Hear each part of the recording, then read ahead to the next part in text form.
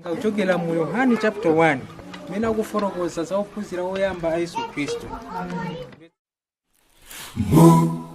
Musakale ntchito yomwe Mbuye watuma, muyigwire mokondwa opanda kuwilingula.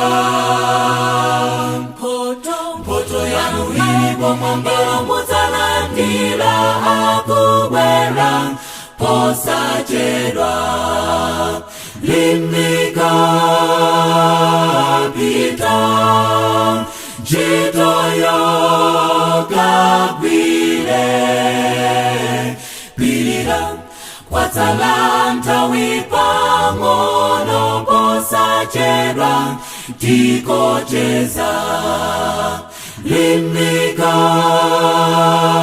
pita ntchito yokagwire, pilira kwatsala nthawi pang'ono posachedwa tikocheza.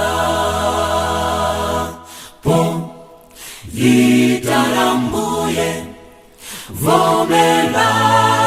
lipano, kolalika ndipita koimbanda konzeka. Mbuye mulitsuke mtima kuti ndikalowe mwamba pakubwera mumitambo. Limika pita ntchito yokagwire, pilira kwatsala nthawi pang'ono posachedwa tikocheza. Limika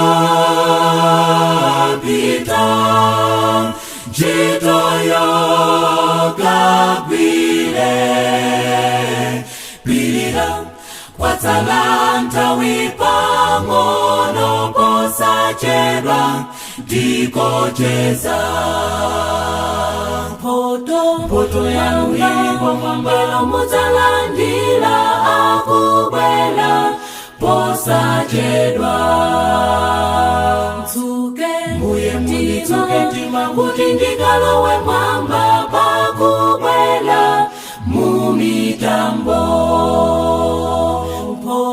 Mphotho yanu ilipo mwamba, mudzalandira akubwera posachedwa.